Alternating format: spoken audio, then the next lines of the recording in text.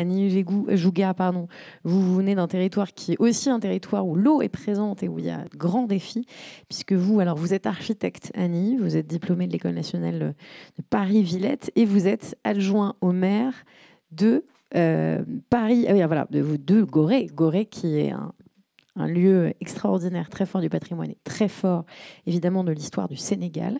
On va y revenir avec des particularités, puisque c'est une île. Vous êtes conseillère élue de la ville de Dakar, et ça depuis bientôt 7 ans, je crois, depuis 2014.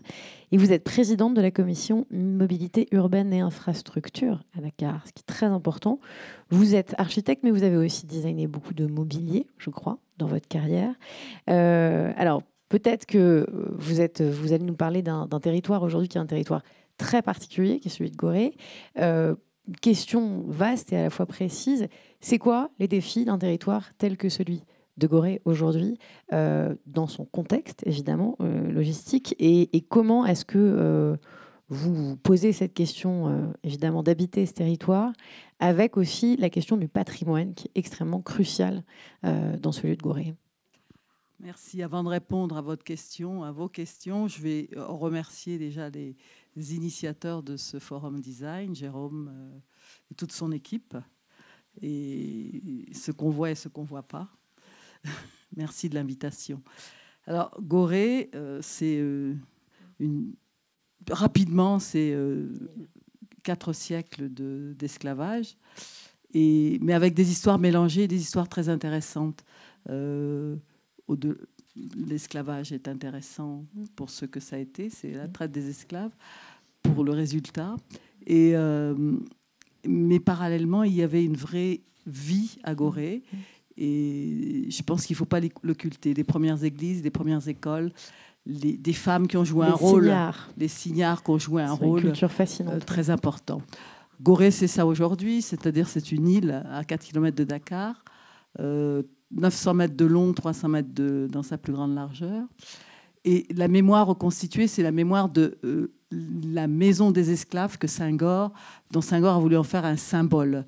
Le symbole de la traite de l'esclave, des esclaves, qui est le lieu pour lequel tout le monde vient à Gorée.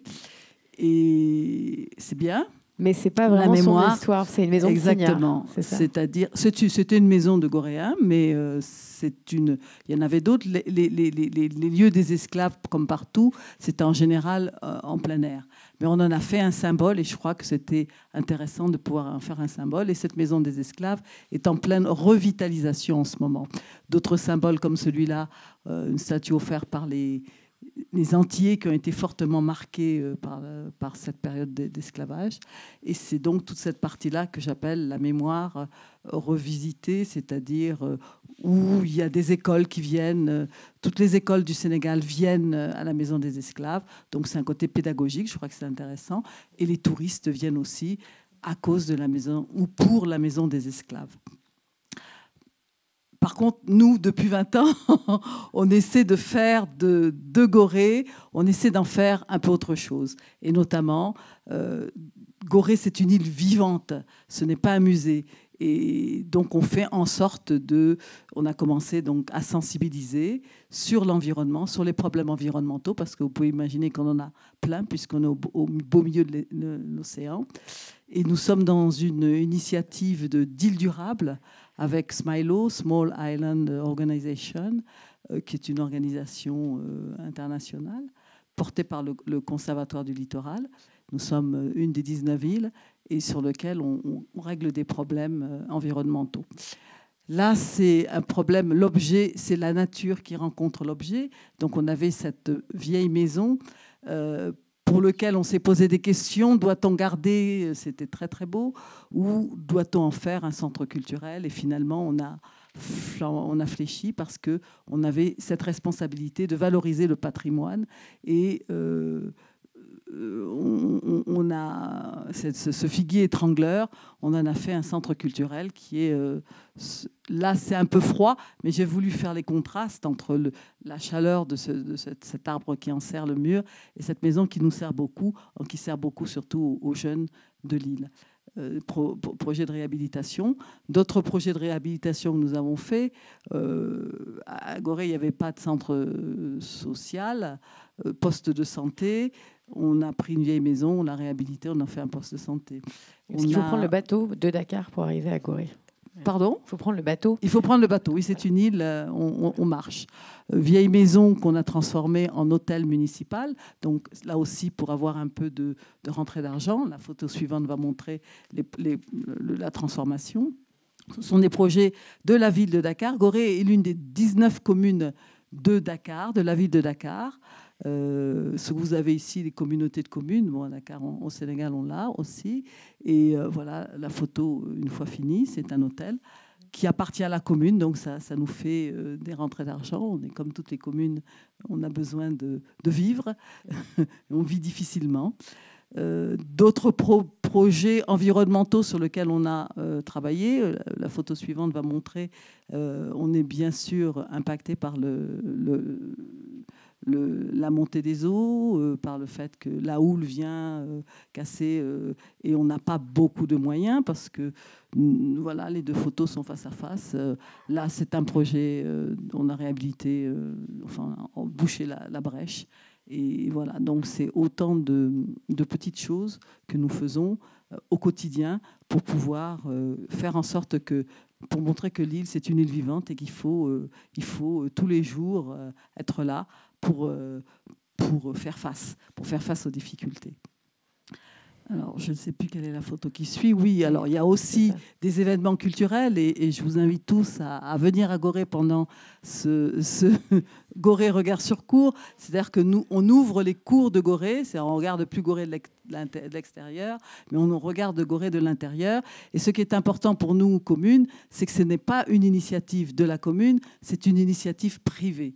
Hier, quelqu'un demandait qu'est-ce que politiquement... Bon, alors on soutient les initiatives privées, on les encourage, et c'est très très important que d'avoir plein d'initiatives privées. Et tous les ans, donc ça c'est une des expositions, la dernière. Cette année, on a sauté l'année dernière, comme tout le monde. Ça c'est... voilà. Donc des expositions dans toutes les maisons, et ce sont des expositions qui mettent en valeur en fait le patrimoine de l'île de Gorée, qui est un patrimoine architectural du XVIIIe siècle intéressant. Cette photo, pour moi, c'est la symbiose de tout, c'est-à-dire que la photo est passée très très vite, mais c'est c'est pas une interprétation, c'est une représentation de comment les bateaux négriers, comment les esclaves étaient dans les bateaux négriers. Et c'est une artiste malienne, je crois, qui en a fait quelque chose d'assez fort. C'est de la terre. Elle voulait même le faire vraiment avec la terre à Gorée. Et de la terre sortirait de l'herbe. Alors Gorée, c'est aussi le grand accueil parce que tout le monde vient à cette fameuse maison des esclaves. On reçoit la terre entière. J'ai pris la photo la plus impressionnante, qui nous paraît la plus impressionnante de ces 20 dernières années. On reçoit des gens qui nous demandent de fermer l'île parce qu'ils sont trop importants comme Bush. Mais on reçoit aussi Obama, heureusement, qui nous demande d'ouvrir l'île et il a été beau dire bonjour à tout le monde. On reçoit tout le monde. Et la population... Je ne veux pas dire qu'elle est blasée, mais elle est tellement habituée à voir tout le monde qu'elle banalise un peu tout ça. Et c'est ce qui est intéressant. C'est-à-dire que vous n'allez pas impressionner un Goréen parce que pour ça et pour tout ça.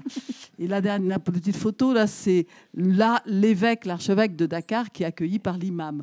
On est quand même dans une, comment on appelle ça, un syncrétisme religieux qui fait que voilà, on ouvre la porte et les gens vivent en bonne intelligence. Gorée, c'est 70% de musulmans et les catholiques qui étaient à l'origine majoritaires vivent normalement comme tout le monde. Pour terminer, ça c'est Gorée vue de Dakar. Gorée vue de Dakar, mais Gorée vue aussi d'un peu partout dans le monde. C'est la grande difficulté que nous avons, c'est-à-dire on voit souvent des gens qui viennent et qui nous disent nous avons un projet pour Gorée. Aussi bien le national, qui nous disent nous avons un projet pour Gorée, mais tout le monde a un projet pour Gorée. Et nous, on les regarde en leur disant oui, c'est gentil d'avoir un projet pour Gorée, mais est-ce que vous savez ce dont Gorée a besoin ? Et c'est tous les équilibres qu'on est obligé de faire. Et voilà, je voulais terminer par ça parce que c'était voilà, la chose qui me paraissait. Merci. Merci. Alors, on va vraiment, je pense qu'il y aura des liens à créer sur cette question et du patrimoine et vraiment de l'imaginaire.